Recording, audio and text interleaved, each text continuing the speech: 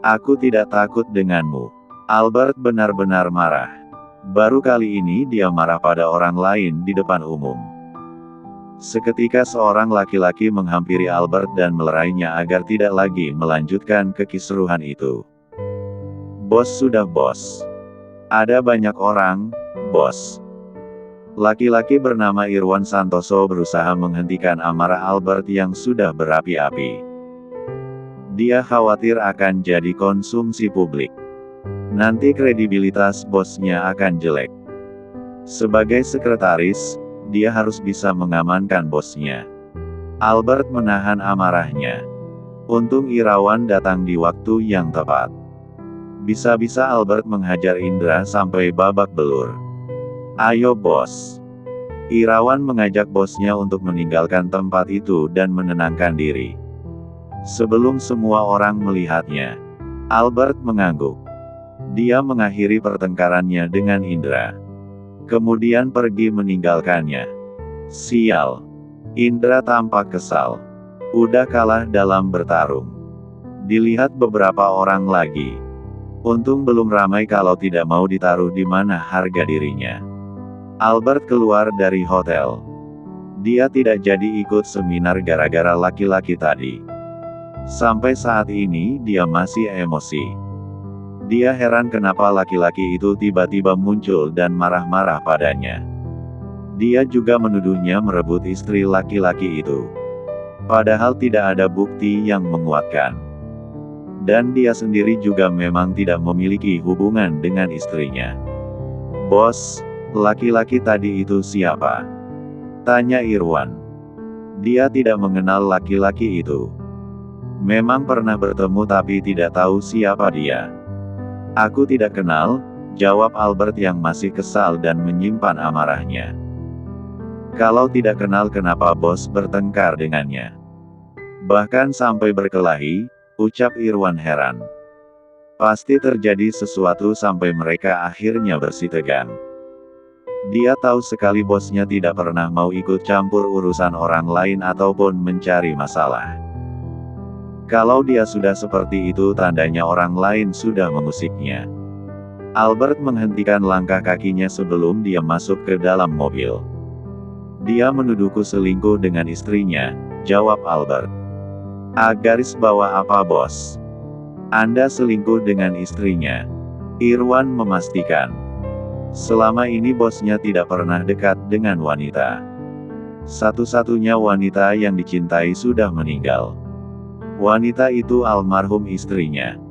Sampai detik ini pun bosnya belum ingin menggantikan almarhum istrinya dengan wanita lain. Ataupun melanjutkan hidup dengan wanita lain itu. Kau juga ingin menuduhku selingkuh dengan istrinya.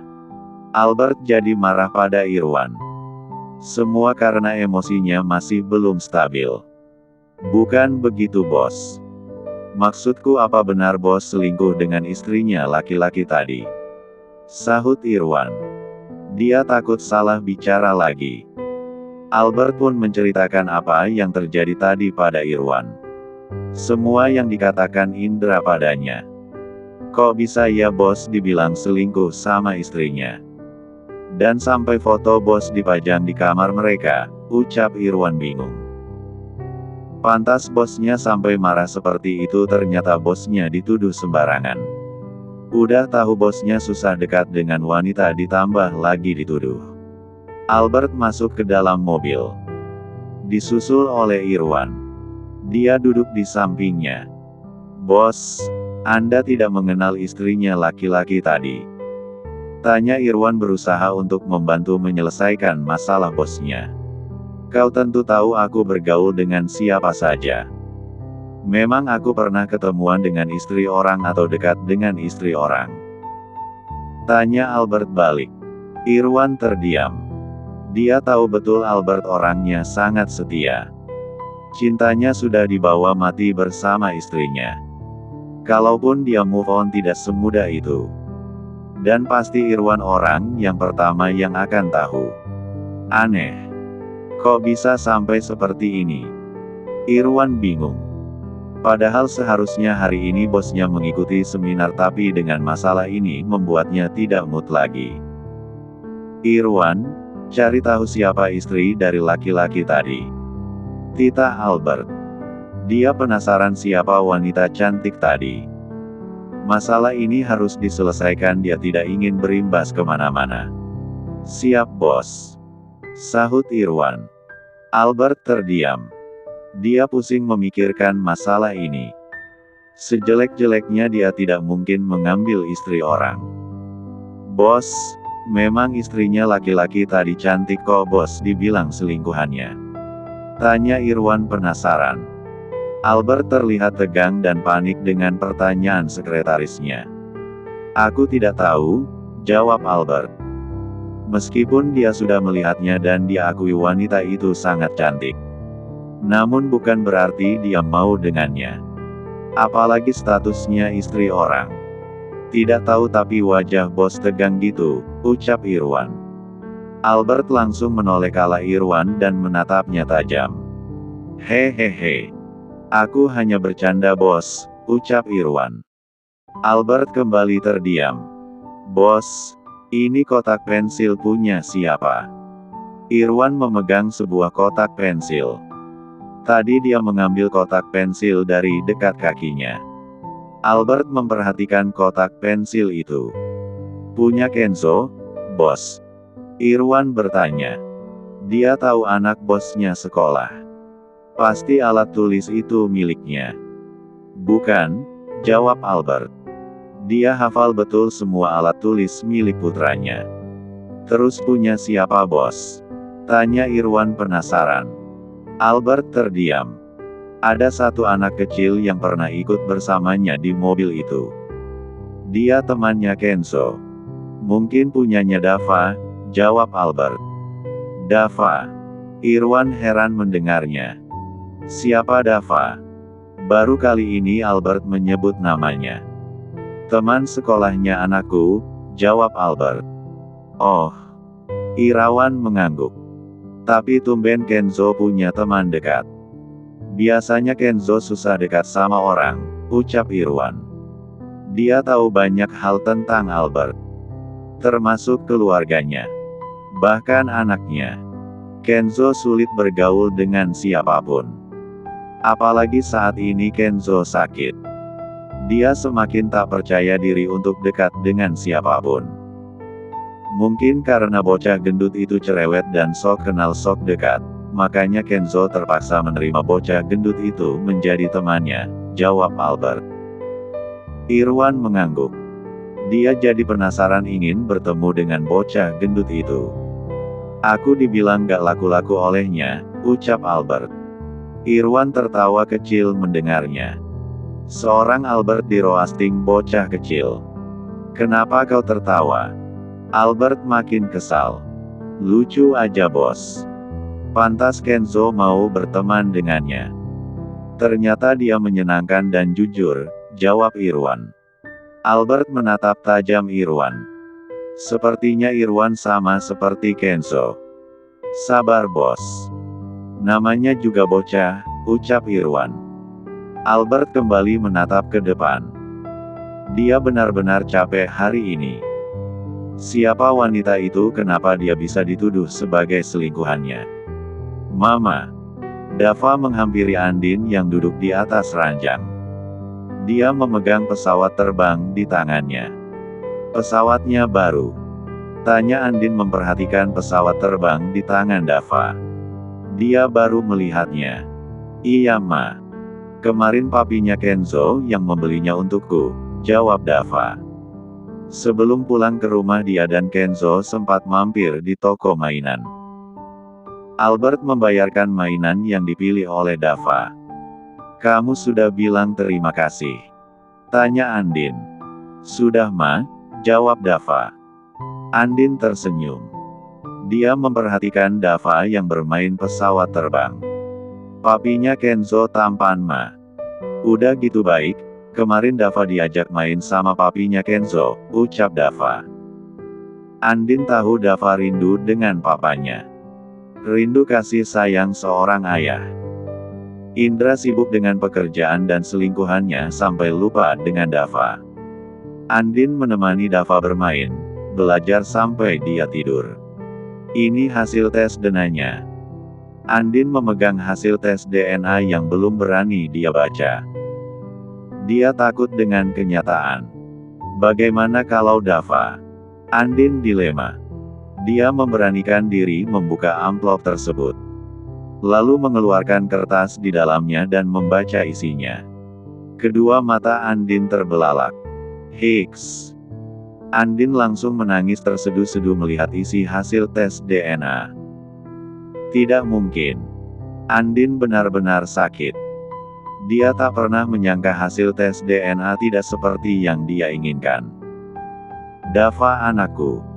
Andin berusaha meyakinkan dirinya meski hasil itu mengatakan sebaliknya. Andin terduduk lemas di bawah. Tenaganya seakan hilang. Dia tidak tahu kenapa semua ini begini. Dia mengandung Dava dan melahirkannya. Tidak mungkin Dava bukan anak kandungnya. Kenyataan ini begitu menyakitkan. Sudah suaminya selingkuh, ditambah Dava sakit sekarang Dava bukan anaknya. Kenapa ujian ini begitu bertubi-tubi? Berilah hamba kesabaran dan ketabahan. Menghadapinya, ucap Andin. Dia memegang dadanya. Sakit yang dia rasakan karena perselingkuhan suaminya, lebih sakit lagi saat dia tahu Dava bukan anaknya. Mama. Terdengar suara kecil memanggil. Andin yang tertidur di atas lantai terbangun. Semalam dia menangis entah sampai jam berapa dia tidak ingat. Kedua matanya sembab. Kejadian semalam kembali diputar ulang. Dia teringat kembali hasil tes DNA. Mama tidak tidur di atas. Tanya Dava. Dia mendapati mamanya tidur di bawah. Andin bangun. Dia masih memegang kertas hasil pemeriksaan tes DNA. Tidak sayang. Mama ketiduran di sini, jawab Andin. Badannya meriang. Tubuhnya lemas dan lelah. Dia tidak bersemangat seperti hari kemarin. Kenapa Mama ketiduran di bawah? Mama pingsan. Tanya Dava dengan polosnya. Tidak. Semalam Mama duduk di sini Mama ketiduran, jawab Andin dengan suara yang ceria. Dia tidak ingin Dava tahu kalau dia sedang sedih. Sekarang Dava sedang menjalani proses pengobatan untuk penyakitnya. Dia tidak ingin Dava nantinya kepikiran dan sedih, itu akan menghambat kesembuhannya. Senyuman palsu Andin merekah seperti bunga yang baru mekar. Mama sakit gak? Dava memegang kening Andin. Mama. Andin menatap Dava dengan mata yang berkaca-kaca. Mama demam, aku akan membuatkan bubur untuk Mama dan memijat Mama biar enakan, ucap Dava. Andin terharu mendengarnya. Dia langsung memeluk Dava dengan erat. Air matanya bercucuran. Mama, ucap Dava. Andin menahan suara tangisannya. Anak sebaik dan selucu Dava ternyata bukan anaknya. Andin belum bisa menerima semua ini. Mama sayang Dava, ucap Andin. Dia tidak peduli Dava anaknya atau tidak. Yang jelas dia sangat menyayanginya.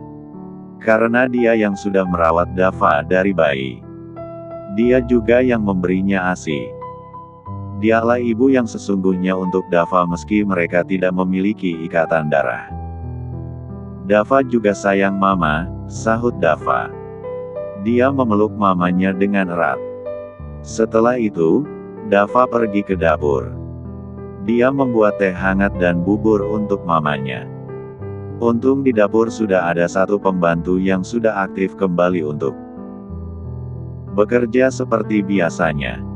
Dan Dava, bikin bubur untuk siapa? Untuk Mama, Bi, jawab Dava. Memang mamamu kenapa? Dia heran padahal Andin tidak suka bubur. Kecuali sedang sakit, dia akan memaksakan makan bubur yang mudah ditelan. Mamaku sakit, jawab Dava. Dia mengaduk beras yang sudah mulai lembek menjadi bubur. Sakit apa Den? Kemarin Andin masih terlihat sehat. Dia juga membantunya masak dan membersihkan rumah karena pembantu yang lain masih cuti.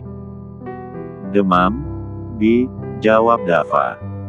Dan, Dava pinter banget. Mamanya sakit bikin bubur, ujinya. Karena aku sayang mama, Bi. Dava begitu menyayangi mamanya. Dia tahu betul mamanya orang yang paling tulus dan sayang padanya. Lucu. Dia menguyel-uyel pipi Dava yang cabi. Udah pinter, baik dan berbakti lagi. Dari dulu Dava memang menyenangkan dan lucu. Jadi idola para pembantu di sana. Dava tersenyum manis. Bi, masak yang banyak dan enak. Tita Ibu Susi masuk ke dalam dapur. Memang ada acara ianya? Pembantu bertanya. Kalau hanya untuk makan mereka sekeluarga tentu tidak perlu memasak sebanyak yang diminta. Ada. Sekarang kamu masak aja sekalian bersihin rumah. Nanti tamunya akan datang. Tamu istimewa, jelas Ibu Susi. Baiknya. Ibu Susi memperhatikan cucunya yang sedang masak. Dava, kamu ngapain? Tanya Ibu Susi. Masak bubur untuk mama, Nek, jawab Dava yang masih tetap mengaduk buburnya. Emang mamamu gak bisa masak sendiri? Masa bocah kecil disuruh masak? Ibu Susi kembali kesal pada Andin. Apalagi melihat cucunya harus masak. Mama sakit nenek, jawab Dava. Sakit? Sakit apa? Ibu Susi baru tahu kalau Andin sakit. Pantas dia tidak kelihatan batang hidungnya. Jam segini biasanya dia sudah sibuk di dapur. Demam Nek, jawab Dava. Paling mamamu males. Bilangnya demam. Ibu Susi tidak peduli. Mau Andin sakit kek, mati juga gak peduli. Mama sakit beneran. Nenek seharusnya mendoakan mama biar mama cepat sehat, sahut Dava. Ibu Susi memutar bola mata malasnya. Bu. Indra masuk ke dalam dapur. Dia sudah rapi mengenakan setelan jas rapi. Kamu mau kemana? Tanya Ibu Susi. Jemput Dina, jawab Indra pelan agar Dava tidak mendengarnya. Oh. Baguslah. Secepatnya kamu kenalkan Dina pada kita. Biar Dava juga punya ibu baru yang lebih baik, ucap Ibu Susi. Indra mengangguk. Dia mengalihkan pandangannya ke arah Dava yang sedang masak. Kamu masak Dava? Tanya Indra. Ini bukan pertama kalinya Dava masak. Dia sering masak yang gampang-gampang ditemani Andin atau pembantu. Iya Papa. Mama sakit makanya aku masak bubur, jawab Dava. Sakit? Sakit apa? Indra jadi khawatir. Dia tidak tahu kalau Andin sakit. Demam. Dava memindahkan bubur ke mangkuk. Mendengar penjelasan dari anaknya, Indra melangkahkan kakinya untuk pergi ke kamar Dava. Di mana Andin berada? Indra, kamu mau kemana? Ibu Susi mengejar putranya. Aku mau melihat keadaan Andin, Ma, jawab Indra. Ngapain? Mending kamu jemput Dina daripada kamu urus Andin. Udah tahu dia selingkuh. Biar selingkuhannya yang mengurusnya, tita Ibu Susi. Indra menghentikan langkah kakinya. Dia jadi kesal mengingat kembali Albert. Kemarin mereka bertemu di seminar dan bertengkar di sana. Lupakan Andin. Fokus pada Dina. Andin cuma mau hartamu doang. Dari dulu kan dia gak kerja, numpang hidup sama kamu, ucap Ibu Susi. Dia tidak tahu bagaimana perjuangan Andin mendampingi suaminya sampai di titik ini. Bagaimana Andin harus bermandikan air mata dan keringat hanya untuk Indra. Tapi setelah berada di atas justru Indra mengkhianatinya. Indra terdiam. Meski kesal dan marah atas kejadian kemarin, dia tetap mencintai Andin. Susi. Udah sana. Nanti kesiangan, tita ibu. Iya bu. Indra pamit pada ibunya kemudian dia meninggalkan rumah. Syukur-syukur Andin mati sekalian. Biar gak ada yang memanfaatkan Indra lagi, ucap Ibu Susi. Aku gak bisa ke kafe, Num. Gak papa kan? Gak papa Andin. Kamu fokus aja sama kesehatan kamu. Makasih ya. Andin menyudahi pembicaraannya. Dia terdiam sesaat memikirkan kejadian yang semalam. Dia mengambil kembali kertas hasil tes DNA. Membacanya ulang. Mungkin saja semalam cuma mimpi atau dia salah baca. Kenapa bisa begini? Aku mengandung dan melahirkan Dava. Kenapa hasilnya berbeda? Andin bingung. Kalau Dava tidak mengalami gagal ginjal mungkin dia tidak akan tahu kalau Dava bukan anaknya. Karena golongan darah mereka sama. Jadi tidak ada indikasi mencurigakan sebelumnya. Andin terdiam. Dia mengingat proses persalinannya. Ceklek. Dava masuk ke dalam membawa semangkuk bubur dan teh hangat. Dava. Mama buburnya sudah matang, ucap Andin tersenyum manis. Dia melupakan sejenak masalahnya. Dava duduk di tepian ranjang. Dia menyuapi mamanya sarapan bubur. Kamu baik banget sih sayang, ucap Andin. Mama kan juga baik dan sayang Dava. Dava ingin berbakti sama mama, sahut Dava. Andin tersenyum manis. Memiliki Dava adalah anugerah terindah dalam hidupnya. Meski pada kenyataannya, Dava bukan anaknya. Makasih sayang, ucap Andin. Dava mengangguk. Dia kembali menyuapi Andin sampai memijat kaki dan tangannya. Albert duduk di restoran bersama Irwan. Baru saja mereka bertemu dengan kliennya. Albert tidak makan. Dia hanya menikmati secangkir kopi. Hanya Irwan yang makan. Dari tadi dia memperhatikan Albert yang terlihat berbeda. Sejak kejadian kemarin, dia jadi mudah marah. Mungkin dia masih kesal dengan Indra. Kamu sudah tahu laki-laki yang kemarin itu siapa? Tanya Albert.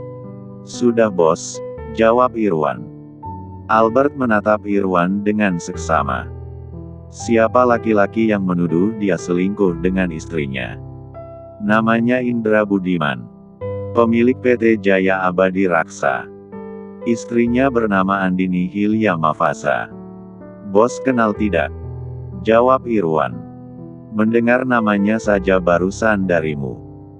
Kenal dari mana aku? Albert ingin masalah ini selesai. Jangan sampai dia dituduh pebinor. Irwan tertawa kecil mendengarnya. Lalu apa hubungannya denganku? Kenapa aku dituduh selingkuh dengan istrinya Indra? Tanya Albert. Dia masih tidak mengerti. Bertemu istrinya Indra saja tidak, bagaimana bisa dia selingkuh? Begini bos, menurut gosip yang beredar, dulunya Indra itu miskin. Istrinya Andin sudah berjuang dan menemaninya sampai Indra sukses. Tapi setelah sukses, Indra justru selingkuh dengan seorang wanita bernama Dina Arlina, jelas Irwan. Dasar laki-laki bejat.